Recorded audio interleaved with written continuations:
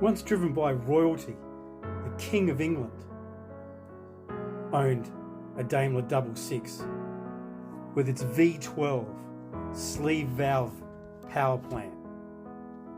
It was truly the transport of royalty.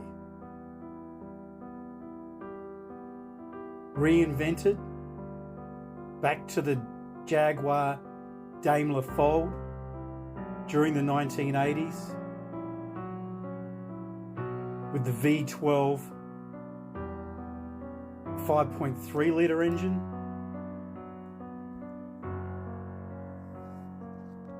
The car was acceptable. Now we come to the survivor that stands before us.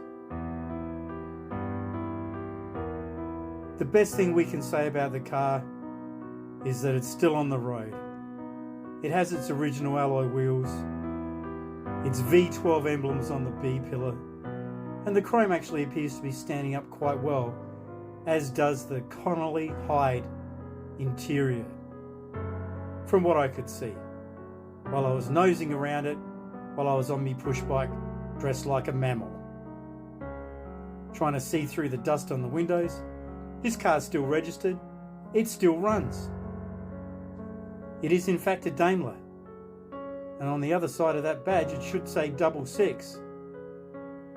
This car was a $200,000 automobile back in 1994, and that's when $200,000 really bought you something. Unfortunately, whilst it was the finest Jaguar ever built, because Ford was pumping them real hard to do a good job, the pommy clear coat hasn't lasted well in the Australian weather.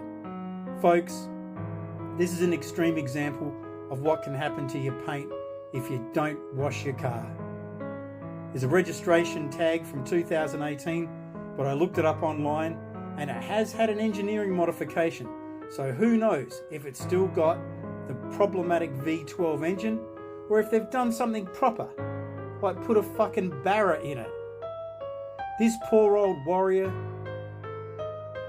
the best part of 200 grand in the 90s, which would have bought you a couple of houses, it's still struggling on.